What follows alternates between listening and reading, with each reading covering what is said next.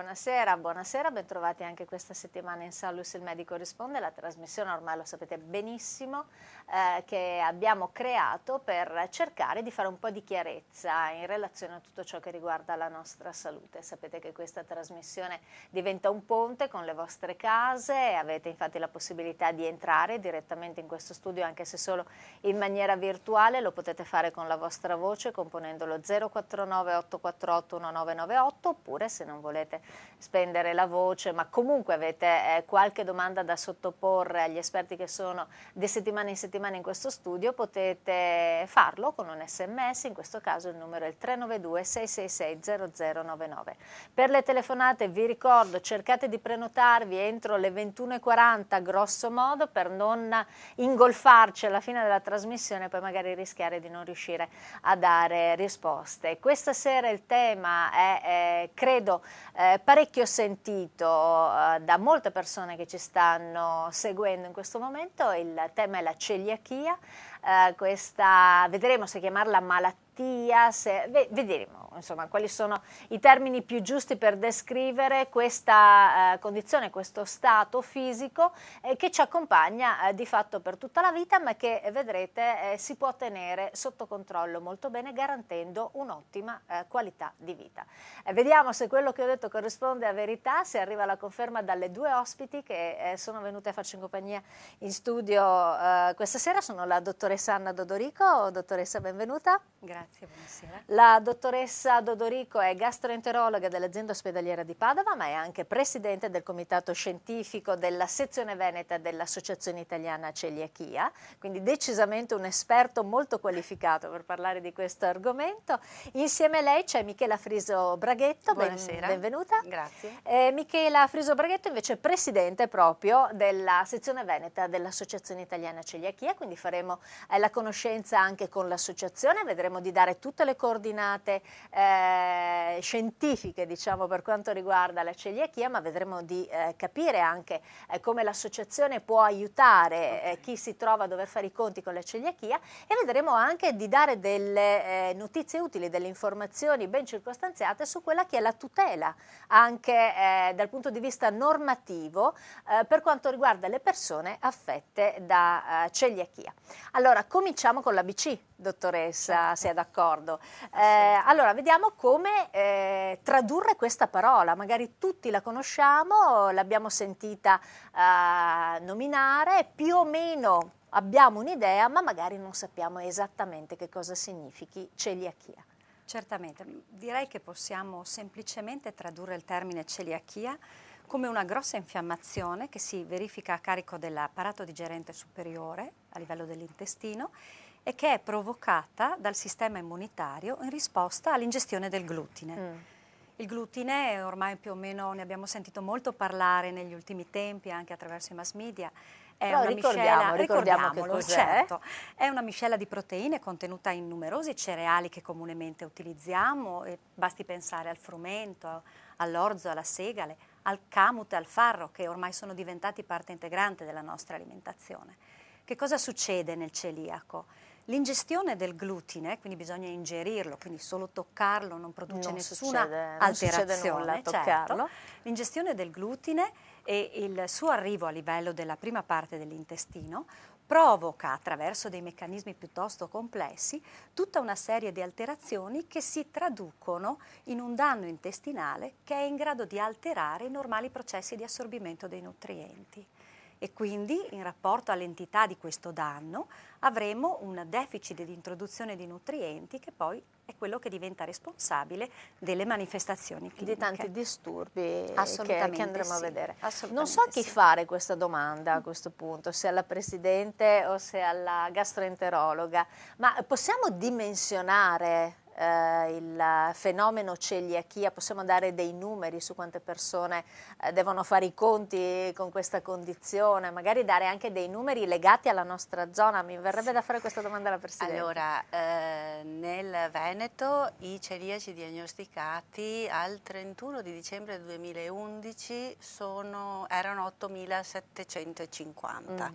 Quindi, visto poi l'aumento continuo delle diagnosi, possiamo dire che forse oggi siamo arrivati a 9.000. Quindi Sì, numeri importanti.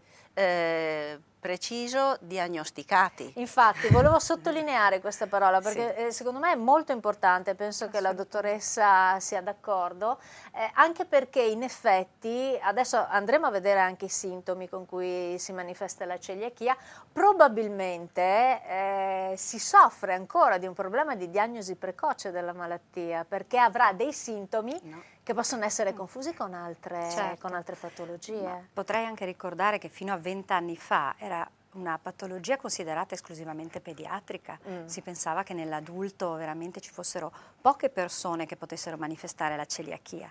Di fatto non è così, può comparire ad ogni età. E in termini poi di frequenza, per dare un'idea, no, di quanti celiaci possono esserci, teniamo conto che mediamente un pochino in tutto il mondo facciamo conto di avere un celiaco ogni 100 persone nella popolazione generale, che è un numero veramente alto. Sì. Se pensiamo in Italia, dove siamo poco più di 60 milioni di persone, la stima attesa è di circa 600.000 celiaci e di fatto i diagnosticati sono 135.000. Questo significa che per ogni soggetto che noi diagnostichiamo ne prendiamo 7-8. Sì. Perché? Giustamente. Vediamo quali sono i sintomi della celiachia, anche per capire come mai tante persone non vanno a pensare subito avrò la celiachia. Ma direi che probabilmente uno degli elementi più importanti è che i sintomi non sono quelli classici che conoscevamo circa 20 anni fa, no? Quindi sintomi che colpivano l'apparato digerente, ma possono essere veramente molto variabili e possono anche far sospettare o rendere difficile la diagnosi perché simulano la presenza di altre malattie. E addirittura per alcuni celiaci diventano quasi una situazione di normalità, avere un po' la pancia gonfia, un po' di anemia in una donna in età fertile non è proprio uno dei disturbi che fa pensare in prima battuta alla celiachia. Perché non ci si sente ammalati effettivamente, Infatti, sono dei disturbi, come si diceva. Questo è quello che colpisce la maggior parte dei soggetti, quindi dei disturbi non sempre così specifici. Nei bambini è più facile trovare i quadri classici, anche perché il bambino ha bisogno di un'integrità di tutto l'apparato digerente per crescere e svilupparsi. E quindi sintomi legati proprio a un deficit di crescita con una statura bassa, addomini un pochino più gonfi, globosi, eccetera, sono più facili da riscontrare. Certo. Nell'adulto invece i quadri sono molto più sfumati e quindi il clinico deve assolutamente pensarci. Indubbiamente. Assolutamente sì. Una domanda che mi veniva anche da fare. Allora, fino ad una ventina d'anni fa diceva si pensava fosse una patologia prettamente pediatrica. Che verrebbe da pensare che allora erano i bambini appunto che manifestavano con più chiarezza questi sintomi.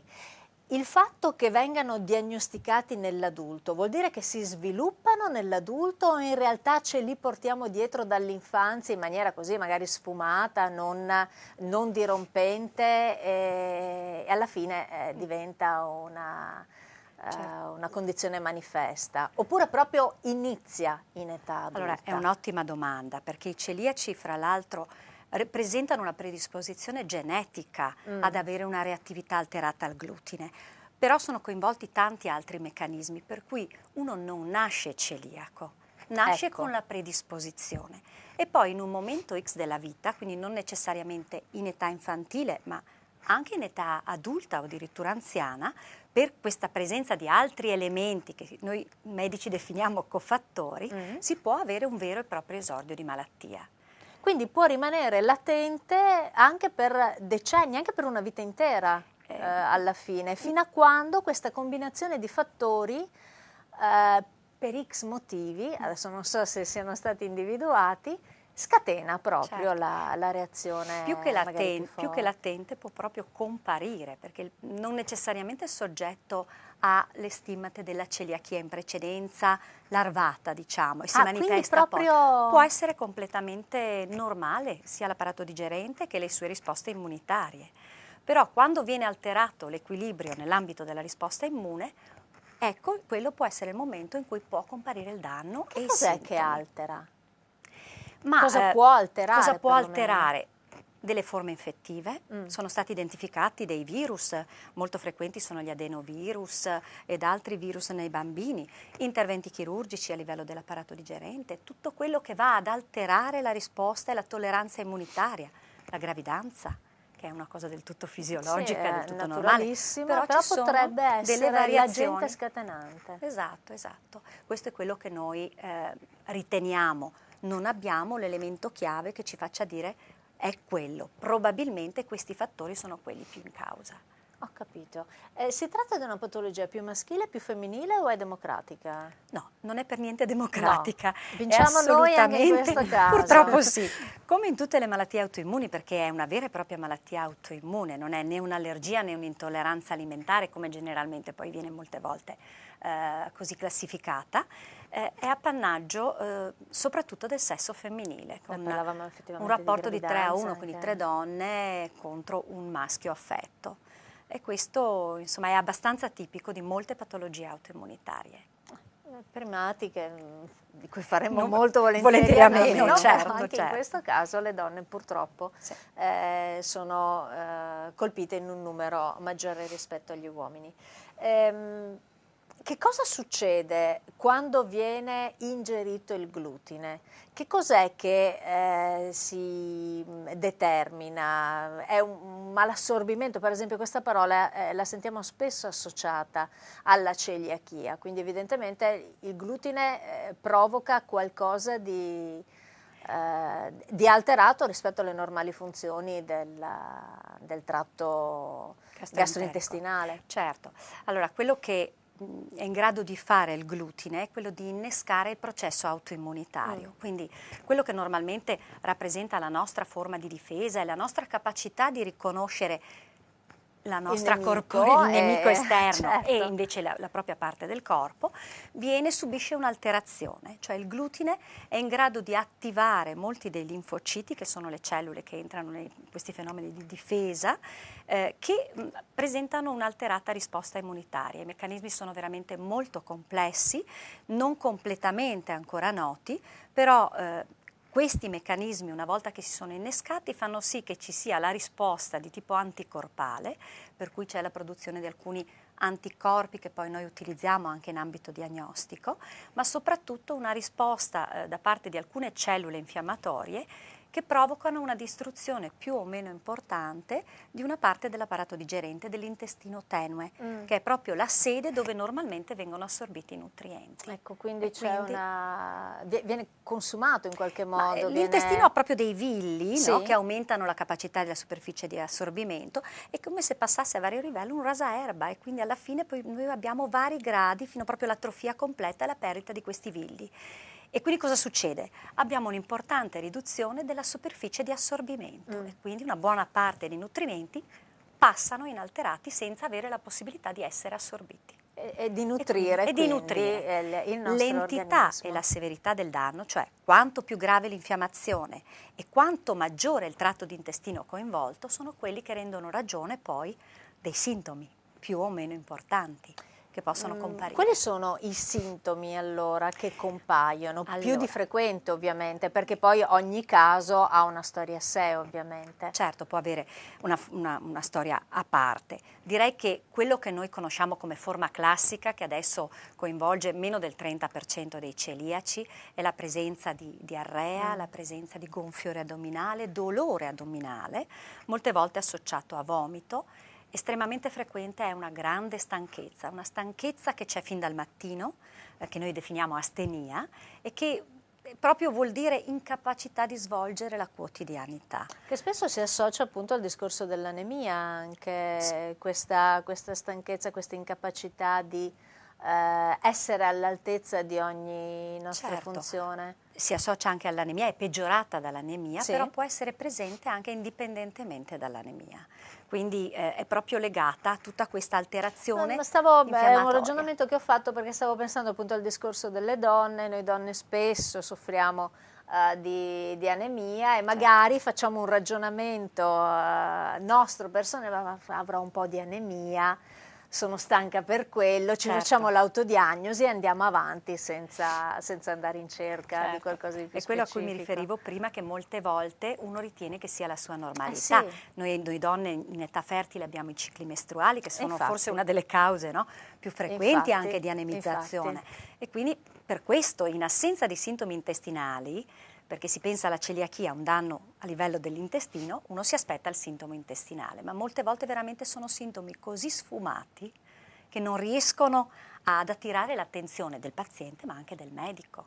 Quindi proprio bisogna quindi conoscerla. come si fa a fare diagnosi in questo quadro così complesso? Insomma, direi Sfumato. sì, sfumato, ecco, penso che la parola ideale direi sia che questa. un po' è il compito di noi medici, quindi quando ci troviamo di fronte a delle persone che hanno determinati sintomi, dobbiamo cercare di capire quella che può essere la causa più probabile del disturbo presente.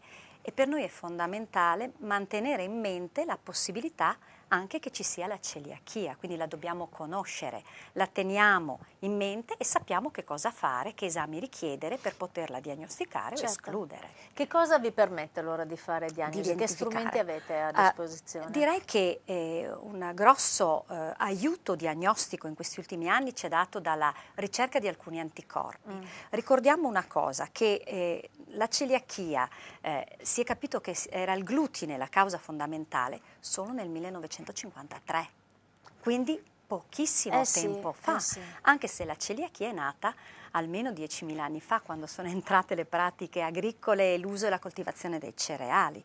Quindi questa associazione tra danno e glutine è veramente recente. E l'ultimo degli anticorpi introdotti è stato scoperto nel 1997, sono i famosi anticorpi antitransglutaminasi. Ecco, se noi sospettiamo la celiachia, la ricerca di questi anticorpi è un ottimo aiuto nel percorso diagnostico. Quindi richiediamo la presenza di questi anticorpi circolanti.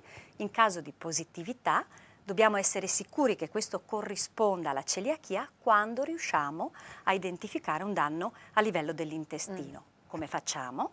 Attraverso il prelievo di piccoli frammenti di intestino e che possiamo avere attraverso l'effettuazione di una gastroscopia. È un esame, probabilmente molti già la conoscono, con una sonda a fibre ottiche molto sottile, si scende dalla bocca, si attraversa lo stomaco, si arriva a livello del duodeno, che è la prima parte del piccolo intestino, dove andiamo a ricercare le lesioni, prendiamo dei piccoli frammenti bioptici e lì l'esame istologico sarà in grado di dimostrarci o meno la presenza delle lesioni. Dalla certezza? Esattamente, sostanzialmente. dalla conferma diagnostica, in buona sostanza. Per cercare di tornare alla normalità, lo faccio dire alla Presidente, basta eliminare il glutine, sostanzialmente. Basta eliminare il glutine. Quindi non servono farmaci, non servono no. interventi invasivi, non serve nulla, basta semplicemente correggere le nostre abitudini alimentari. Fa che il cibo sia la tua medicina. Ecco, l'associazione in questo senso penso sia importante anche per fare educazione, per fare cultura, non solo tra chi soffre di celiachia, che per necessità deve fare pratica su questa cosa, ma anche su tutta la popolazione, perché poi bene o male un po' tutti noi ci troviamo a doverci relazionare anche con persone che magari soffrono di celiachia, quindi è giusto capire come accompagnare queste persone nel loro quotidiano senza metterle in difficoltà. Certo, assolutamente sì. L'Associazione Italiana Celiachia è nata proprio per questo. È un'associazione senza scopo di lucro che da più di 30 anni opera con l'aiuto del lavoro dei volontari, e l'obiettivo dell'associazione è proprio quello di migliorare la qualità della vita del celiaco e delle loro famiglie. Con l'associazione penso che tante campagne siano state fatte a livello di sensibilizzazione all'interno dei supermercati, per esempio, dove adesso si trovano sempre più spesso prodotti liberi dal glutine, nei ristoranti, perché adesso ci sono moltissimi ristoranti che offrono prodotti, pietanze, menù liberi da glutine, quindi anche questo significa fare cultura, e penso che l'associazione in questo abbia avuto un ruolo importante. Sono dei progetti che sono stati proprio pensati dall'associazione. E in questo senso l'associazione deve aver lavorato molto anche a livello di istituzioni, perché i prodotti senza glutine sono comunque prodotti che hanno dei costi importanti. E quindi c'è bisogno, per chi deve necessariamente ragionare in termini di budget, c'è bisogno anche di un sostegno, di un accompagnamento. Certo. Quindi. Si figuri che nel 1979, quando si è costituita l'Associazione Italiana Celiachia, il celiaco era, e stiamo parlando del 79, il celiaco era un paziente quasi sconosciuto. Forse anche senza quasi, probabilmente. Era privo di qualsiasi garanzia. E aveva la necessità di capire cosa doveva mangiare e dove andare a reperire i prodotti, perché erano prodotti che a livello di territorio avevano una distribuzione poco capillare o addirittura non si trovavano. Non si trovavano forse solo nelle farmacie inizialmente, si riusciva a trovare addirittura forse. Diciamo che i primi genitori di bambini, visto che all'epoca erano solo i bambini, avevano istituito dei gruppi di autoaiuto con i quali si andava all'estero e poi venivano distribuiti i prodotti. Quindi nel 79 il problema era proprio cosa mangiare. Cioè, parliamo di 30 anni fa, non di 2 secoli fa, veramente ieri. Certo, grazie all'associazione nel 1982 è stato emanato il decreto ministeriale con l'erogazione gratuita dei prodotti. E quindi un passo importantissimo per garantire, la dottoressa ce lo confermerà, una qualità di vita se non ottimale, ma insomma comunque decisamente molto buona, perché correggere la dieta significa tornare ad essere normali, anche se è una parola brutta da dire, però è così. Certo, il glutine è proprio un interruttore, no? Che accende il danno ma anche lo spegne. Sembrerebbe tutto semplicissimo e molto facile, ma credetemi, stare a dieta agglutinata è veramente complesso e la Michela lo può confermare, loro hanno poi il polso della situazione tutti i giorni. Allora, ci fermiamo un attimo e per capire che cosa significhi dieta senza glutine dovete aspettare un paio di minuti e poi vi diremo tutto quanto, vi aspettiamo.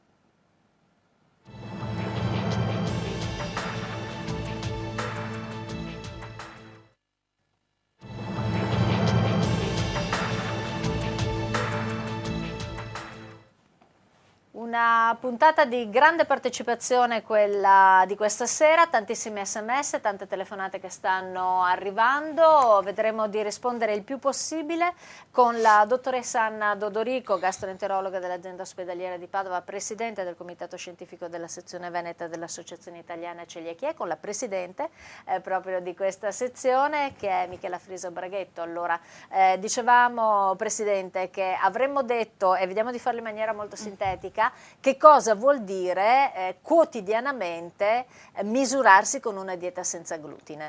Allora bisogna stare attenti, cioè bisogna avere delle procedure, sapere quali sono i prodotti naturalmente senza glutine, il prodotto dietetico, il prodotto che una persona può usare e mangiare. Poi deve stare attento alla procedura di come prepara questi prodotti. È per questo che mentre in casa ormai ci sono i mezzi e le capacità per riuscire a prepararsi un pasto senza glutine, bisogna stare molto attenti invece quando si esce, perché ormai la vita sociale ci porta a passare la maggior parte delle nostre giornate fuori. Quindi pausa pranzo, le cene spesso. Quindi bisogna stare molto ma molto attenti. I prodotti, perché basta poco, basta pochissimo per vanificare tutti i sacrifici fatti. Anche perché il quantitativo di glutine di un prodotto non deve essere superiore a 20 parti per milione, quindi è proprio meno di una... Brava. Inesistente, deve essere inesistente.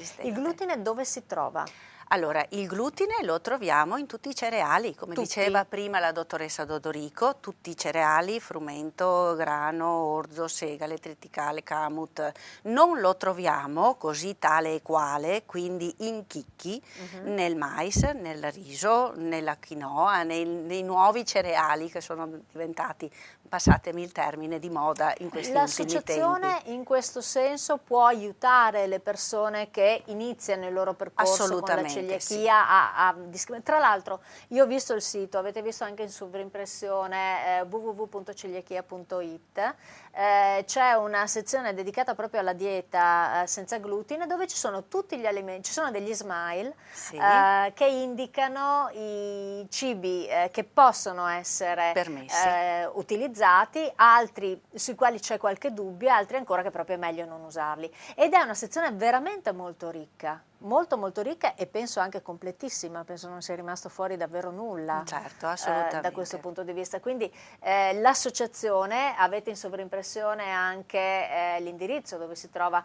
l'associazione italiana celiachia per il Veneto, che adesso non riesco a trovare, a Padova, in via Sacro Cuore 21. Ecco, via Sacro Cuore 21, voi lo vedete in sovrimpressione in questo momento, esatto.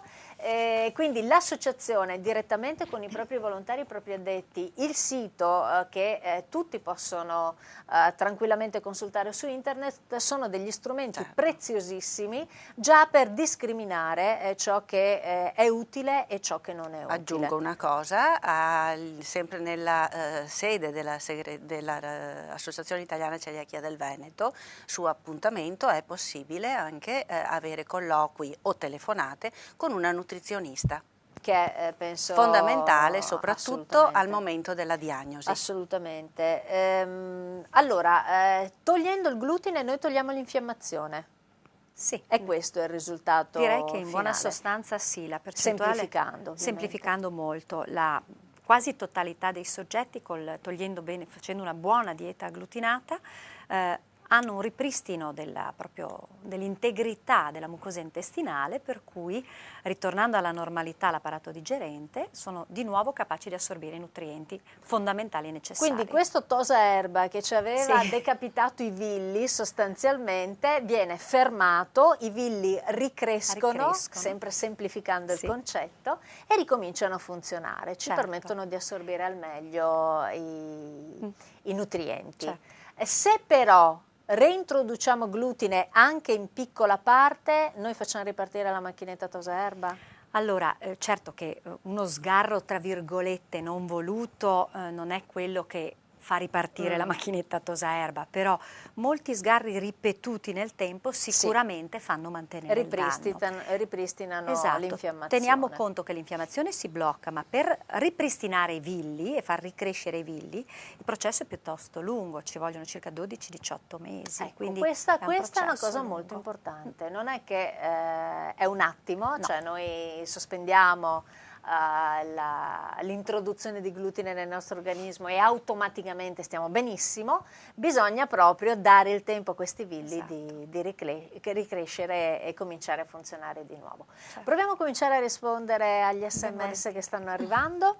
Allora, questa è una domanda che riguarda proprio i supermercati. Perché dopo i tagli che sono stati fatti indecenti per il 2013 i celiaci con i buoni non possono andare nei supermercati? È così? Assolutamente no. Assolutamente no. L'erogazione attraverso gli esercizi commerciali, come ribadito nella legge numero 15 del 2008, è una legge regionale veneta, l'erogazione può essere fatta anche attraverso gli esercizi commerciali che abbiano fatto richiesta all'ASL di competenza. Ecco, quindi qual è la procedura per poter usufruire di questi benefici, appunto, che riguardano cercano quantomeno di contenere in parte i costi che i celiaci sono costretti a sopportare? L'elenco degli esercizi commerciali che hanno chiesto il consenso all'ASL di competenza è possibile arrivarci anche dal sito del Veneto, perché c'è il link che va direttamente nel sito regionale dove sono elencati questi esercizi commerciali. Dove possono essere utilizzati i buoni. E come faccio io, celiaco, ad ottenere i buoni? Allora, prima devi avere la diagnosi di celiachia. Perfetto. Con la diagnosi di celiachia dal centro di riferimento ci si rivolge all'ASL di competenza e si ottiene l'esenzione per l'erogazione gratuita dei dietetici da parte del servizio sanitario. Perfetto. Da questo punto di vista ci sono stati in Veneto dei cambiamenti? Sì. Perché se non sbaglio in questo periodo c'è qualche difficoltà per quanto riguarda... Facciamo un passo indietro perché altrimenti non è chiara tutto quanto, certo. Se io parto dal fondo. Allora, nel 2006 il decreto ministeriale del 2006 aveva stabilito dei tetti di spesa per fasce di età. Questi tetti di spesa mensili massimi erano però nell'età adulta divisi fra maschi e femmine. Per entrare nel particolare erano stati dati 140 euro di spesa massima per i maschi e 99 euro di spesa massima per le femmine. Che già avrai qualcosa da ridire, ma insomma va bene, lasciamo perdere. Con la legge 15 che avevo citato prima del 2008, sì, del 2008. La Regione Veneto aveva trovato dei fondi, aveva stanziato dei fondi per andare a coprire quella quota extra livello essenziale di assistenza per equiparare maschi e femmine. Quindi il disavanzo praticamente era stato coperto. Quindi nel 2008, a partire dal 2009, in Veneto sono stati equiparati i maschi e le femmine. Con questa legge qua è stata introdotta l'erogazione anche attraverso gli esercizi commerciali e non solo attraverso le farmacie. Sempre con questa legge i buoni era possibile, sono stati suddivisi in 4 buoni mensili per dare la possibilità alle persone di ponderare meglio il consumo di questi alimenti e sempre con questa legge i buoni erano spendibili su tutta la regione. Finora è rimasto tutto tranne la parte che riguarda i tetti, perché con i tagli che la regione ha dovuto subire anche da parte del governo non ha più trovato i fondi per quanto riguarda quella quota extra i livelli essenziali di assistenza. Quindi con delibera a giugno 991, allora ritorniamo al decreto ministeriale del 2006 con la differenza fra maschi e femmine, ma l'erogazione gratuita dei prodotti è subordinata ad una prescrizione di programma dietetico. Programma dietetico che deve indicare il livello calorico e di conseguenza il livello di costo. Questo programma dietetico? Abbiamo una domanda di riserva. Ok, andiamo avanti con... Vedremo di scoprirlo tra pochissimo, anche perché, mi interrompo per questo motivo, perché c'è una persona che ci sta chiamando da casa, quindi vediamo di rispondere anche ai nostri telespettatori. Pronto? Buonasera. Sì, buonasera a lei. Alberti, sono il papà di Giorgia, che è una ragazza celiaca, diciamo. A proposito di quello che ha appena detto anche la Presidente, lì nella nostra ASL di Vicenza, come coso calorico ci ha mandato un foglio che noi dobbiamo scrivere, praticamente si basano su quello che noi scriviamo, come coso calorico mi sembra un po', non è che sia una cosa abbastanza buona, anche perché come abbiamo già detto i celiaci devono sempre soffrire e spendere un mucchio di soldi, e la regione, non so, se si basa su queste cose un po' fatte alla carlona, diciamo, ecco, tutto questo, se ci sono altre novità in proposito, oppure dobbiamo andare avanti così, insomma, ecco. Sì, allora praticamente l'obiezione da parte di questo papà è che la procedura, le discriminanti, insomma tutto ciò che riguarda l'accertamento dell'effettivo livello di celiachia della persona sono un po' approssimative. Sì. Ecco, l'obiezione credo abbastanza diffusa, penso sia questa. Allora diciamo che in mancanza di una regia da parte della Regione e soprattutto la tempistica, perché entro il 31 di dicembre devono essere fatte queste visite dietistiche, diciamo, hanno indotto alcune ASL con numeri importanti di persone diagnosticate celiache a trovare la soluzione che loro hanno ritenuto migliore. Quindi ad esempio, c'è un po' una un baraonda, procedere sì, nel senso in che ordine sparso, non sì. c'è un'uniformità. No, non c'è E già uniformità. questa è una cosa Giusto, ed è una un po' cosa che non va discutibile. bene, infatti. Quindi, come le ripeto, ad esempio l'ASL di Vicenza sappiamo che hanno fatto questi questionari, come altre ASL hanno adottato altri sistemi. Quindi stanno cercando di organizzarsi alla belle e meglio per essere in regola entro il 31 dicembre, però senza dare garanzia di obiettività e di effettivo riconoscimento scientifico Quindi non del è problema. giusto che un celiaco in provincia di Vicenza abbia magari un livello calorico diverso da un celiaco. Quindi magari in manca, provincia. Una regia. un'uniformità di coordinate per quanto riguarda la certificazione di questa problematica. Come associazione, come vi state muovendo? Allora, noi senso? come associazione, come è uscita la delibera a giugno, il 4 luglio, perché ora che dopo è arrivata e l'abbiamo letta, abbiamo scritto subito una lettera con elencate molte perplessità su questa delibera. Innanzitutto appunto sulla tempistica e è possibile vedere tutto quello che ci siamo attivati proprio sul sito dove regolarmente vengono indicate le varie situazioni. Quindi e tutti gli aggiornamenti legati a questa problematica possono essere visti sul sito. Aggiornamenti consistenti, perché quotidianamente... chiaro, immagino che voi tutti i giorni sarete lì a scrivere, a telefonare, a chiedere quotidianamente cerchiamo di una collaborazione. Si riesce, vi sembra che questa collaborazione, che quantomeno ci sia la volontà avevamo avuto questa impressione con un colloquio, un incontro avuto con due assessori, l'assessore Coletto e l'assessore al bilancio, il dottor Ciambetti. Avevamo avuto questa impressione, tanto che era stata organizzata proprio per la metà di ottobre una manifestazione, perché facevamo fatica a farci far coinvolgere, accettare a incontrare le istituzioni da un punto di vista politico. Non riuscivate a fare un tavolo, non riuscivamo. in sostanza, condiviso? No, il tavolo di lavoro è stato anche riaperto, però volevamo prima avere un colloquio con gli assessori proprio in primis. Gli assessori avevano dato questa disponibilità e quindi noi, per buona fiducia, avevamo evitato di fare questa manifestazione.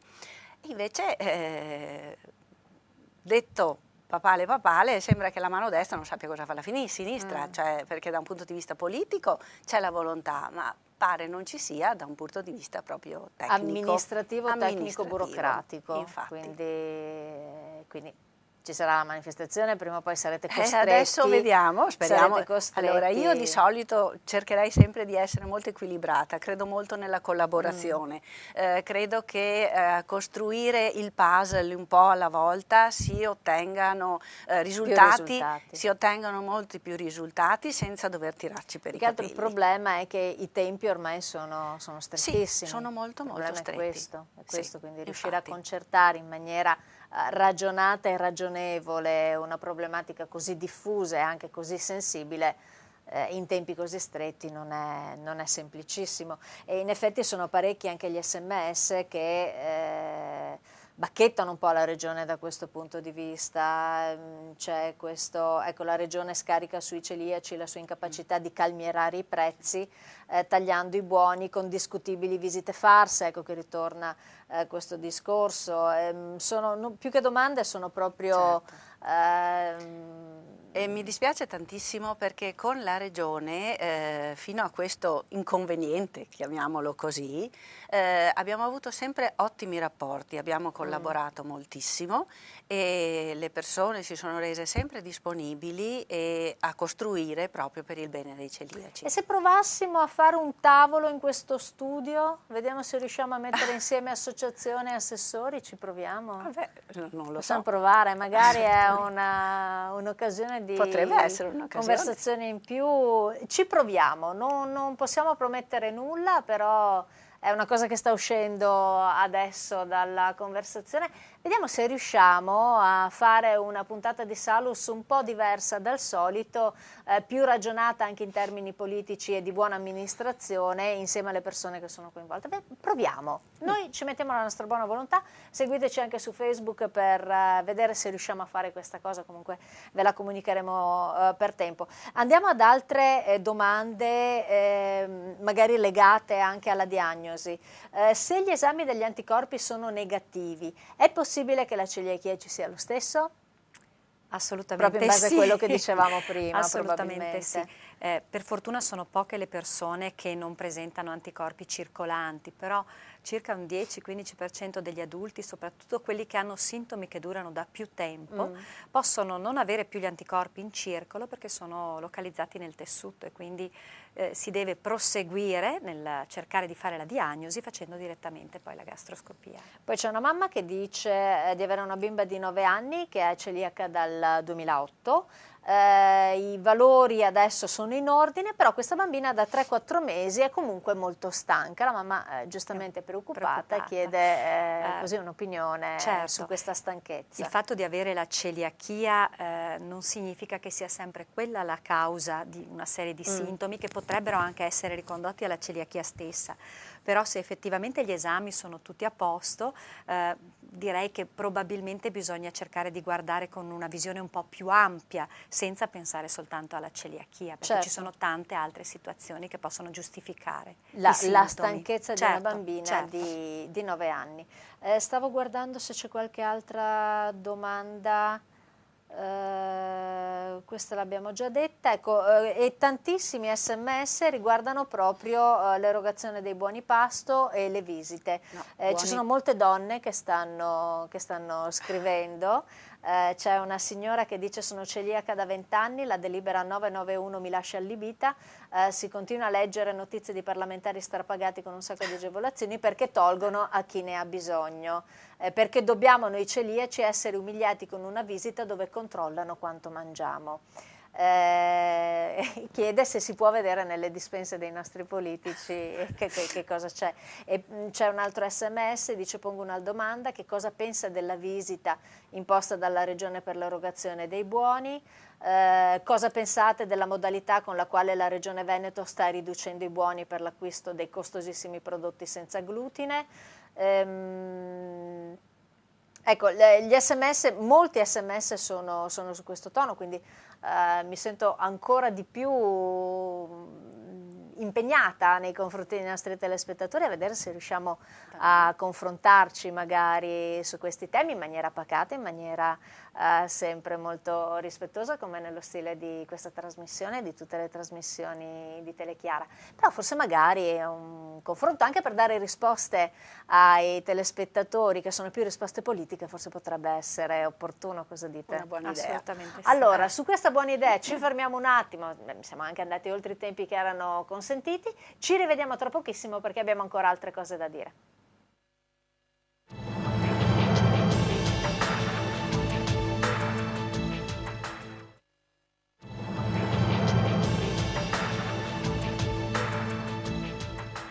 Allora, stanno arrivando decine di sms, direi, questo ci convince ancora di più della opportunità magari di invitare gli assessori in studio per fare chiarezza su queste cose, perché voi sapete Salus è una trasmissione di carattere medico, non tanto politico, istituzionale, amministrativo, quindi facciamo anche fatica a dare delle risposte tecniche alle domande che arrivano con gli sms. Vediamo se riusciamo a far arrivare gli assessori che direi meglio di chiunque altro sono in grado di rispondere a questi sms, che teniamo nel caso in cui riuscissimo a far arrivare i politici in studio. Starei piuttosto con le risposte agli sms che pongono dei problemi di carattere medico proprio.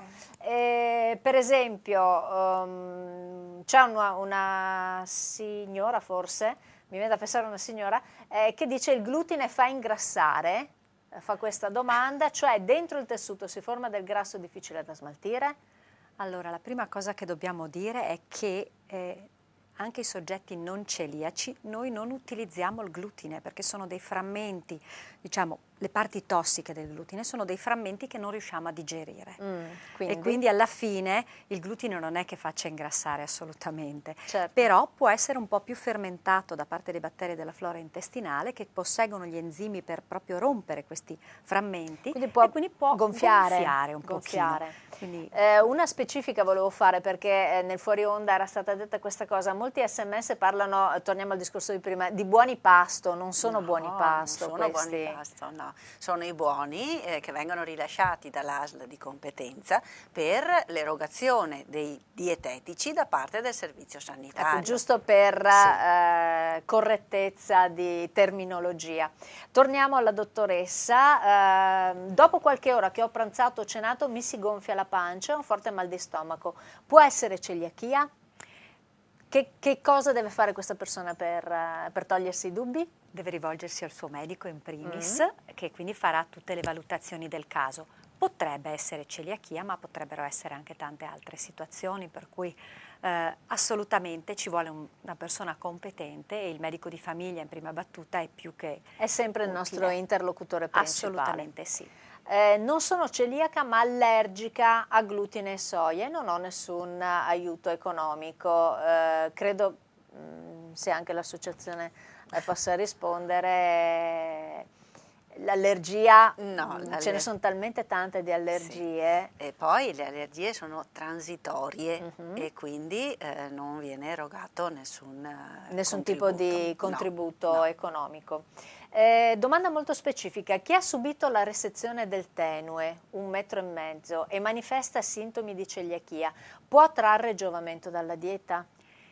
Dire che manifesta i sintomi di celiachia non significa fare la diagnosi, quindi se questo soggetto è effettivamente celiaco sicuramente può avere un beneficio, assolutamente sì, fermo restando che la resezione di una parte ampia di piccolo intestino può lasciare delle problematiche indipendentemente o meno dall'integrità dell'intestino che resta. Quindi manifestare sintomi di celiachia può essere anche un qualcosa di legato al tipo di intervento che ha subito la persona. Potrebbe. Quindi non essere celiachia, ma una conseguenza, non dico inevitabile perché non è ovviamente la norma questa, però potrebbe essere una conseguenza di un intervento impegnativo, molto impegnativo. Altra domanda: è vero che si sta sperimentando una pillola per celiaci? Se sì, come funzionerebbe? Allora, è proprio per la difficoltà di rimanere in dieta agglutinata che tutta la parte scientifica si è molto impegnata nella ricerca di trovare la magica pillola o comunque qualche cosa che consenta al celiaco di mangiare regolarmente un po' di tutto.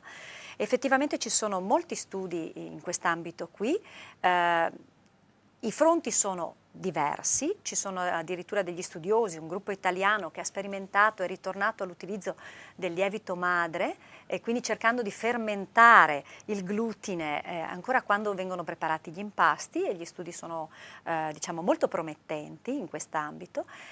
Altri invece stanno studiando proprio una pillola fatta di enzimi batterici che siano in grado di degradare la parte tossica del glutine prima che questa venga a contatto con l'intestino, quindi di degradarla, quindi fermare il danno a livello dello stomaco, esattamente, impedendo quindi che il glutine arrivi a livello intestinale e inneschi tutto il danno. Certo. Gli studi sono abbastanza avanti, diciamo, e quindi forse nei prossimi anni avremo delle novità al proposito. Quindi questione di pochi anni potrebbe diciamo essere? Che per queste due specifiche cose probabilmente sì, mentre per il vaccino, perché questa probabilmente sarebbe la forma di terapia migliore, no? Creare la capacità di essere tolleranti al glutine, gli studi sono ancora un pochino indietro, quindi ci vorranno sicuramente più di 15 anni prima di poter avere qualche cosa a disposizione, tipo un vaccino valido. Quindi intanto mettiamo da parte il pensiero del vaccino e aspettiamo di avere risposte di altro tipo. E nel frattempo cerchiamo di seguire benissimo la dieta Assolutamente. Se io definisco la celiachia una malattia cronica, mi esprimo correttamente oppure no? No, perché è una malattia permanente. Ossia tutte le volte che il soggetto viene a contatto con il glutine si può ricreare il danno, però l'eliminazione del glutine guarisce quel soggetto, pur essendoci la predisposizione. Quindi è ben diversa dalle malattie croniche, tanti versanti, quindi sia il versante reumatologico, tutte le altre patologie autoimmuni, in cui non si spegne il processo infiammatorio come succede nella celiachia. Quindi non è corretta la terminologia. Quindi io non la posso definire una malattia cronica, ma una condizione permanente. Perfetto. Questa è la definizione. Certo. E si parlava prima di dieta senza glutine, sì. quindi della difficoltà di gestirla. Che strumenti abbiamo a disposizione per tutelarci fuori di casa? C'è un elenco per esempio anche dei locali, dei ristoranti che propongono? Allora, uno dei progetti dell'Associazione Italiana Celiachia è proprio il progetto AFC, Alimentazione fuori casa, per la costruzione di un network di ristoratori, di ristoranti informati sulla celiachia e sulla dieta senza glutine. È anche vero però che a livello di legge c'è la legge numero 123 del 2005, che è la legge proprio per la protezione dei soggetti affetti da celiachia, che indica in un articolo in particolare che i servizi di igiene e nutrizione degli alimenti delle varie ASL devono organizzare moduli informativi per informare i ristoratori e gli albergatori sulla dieta senza glutine, anche perché noi come associazione abbiamo creato questo progetto. È un progetto che riesce ad andare avanti grazie al coordinamento di referenti regionali, ma soprattutto con l'aiuto di tutor volontari. Diciamo che a livello di Veneto i ristoranti informati, gelaterie sono un 151, 155, però l'ambiente, il territorio è ampio, si fa fatica ad andare solo ed esclusivamente nei ristoranti del network. Certo. E quindi è giusto che a livello istituzionale tutti sappiano che per dar da mangiare a una persona affetta da celiachia vanno adottate determinate procedure, oltre che sapere quali sono i prodotti naturalmente senza glutine, i permessi e a rischio, anche avere procedure interne per capire come bisogna fare proprio per dare sicurezza al piatto che poi vai a servire. Le associazioni di categoria in questo senso vi stanno aiutando, stanno facendo cultura al loro interno? Allora, come fra le attività dell'associazione abbiamo anche contatti con gli enti sia pubblici che privati proprio in questo senso, con gli enti fiera, con le associazioni di categoria, con l'associazione albergatori, quindi sul territorio sono abbastanza sensibili alla cosa. Quanto è importante, chiedo alla dottoressa, che anche tutto il sistema sanitario sia educatamente formato alla celiachia, perché sto pensando per esempio anche ai medici di medicina generale, che sono purtroppo sempre al centro di qualsiasi problema e in teoria dovrebbe sapere tutto di tutto e non è sempre possibile questo. Nei confronti dei medici di medicina generale come sta funzionando la sensibilizzazione? Che rapporto c'è per esempio con chi si occupa poi di fare diagnosi specifica, con le gastroenterologie, con gli specialisti, quindi come è riuscita a dialogare per essere di servizio il più possibile ai cittadini? Certo, direi che è fondamentale riuscire ad avere un libero accesso, no, tra gli specialisti e i medici di medicina generale. A questo proposito devo dire che proprio qui in Veneto è partita, grazie a un'ottima collaborazione tra IC Veneto e la SVEMGE, la scuola di medicina veneta e anche quella di medicina generale, un corso che è proprio, si chiama Celicerca, cioè cerchiamo di individuare e cercare i celiaci, perché ci sono e non riusciamo ancora ad averli identificati tutti. Ed è una cosa che è iniziata lo scorso anno, alla fine dello scorso anno, grazie all'ottimo connubio che c'è tra la medicina di base e quella specialistica, in cui cerchiamo di fare formazione proprio a livello del territorio per aiutare anche i medici di medicina generale ad avere gli strumenti necessari per facilitare la diagnosi e l'individuazione dei celiaci. Per non dimenticarsi che potrebbe esserci anche la celiachia dietro a certi sintomi. Vorrei dire una cosa che mi pare che proprio a questo proposito sia particolarmente importante, perché uno dice ma perché li dobbiamo andare a cercare Per tutti forza, quanti per forza, per se tutto forza. sommato non è che stiano così male, perché molti pazienti hanno pochi disturbi, perché purtroppo la celiachia non trattata è gravata da una serie di possibili diciamo, complicanze piuttosto serie, tra cui anche di tipo neoplastico, e quindi cercare di correggere questi fattori di rischio è fondamentale. Certo. Pensiamo solo che dopo 5 anni di dieta agglutinata i fattori di rischio anche nei confronti delle neoplasie, che sono quelle che in genere ci preoccupano un po' di più, ritornano i fattori di rischio della popolazione generale.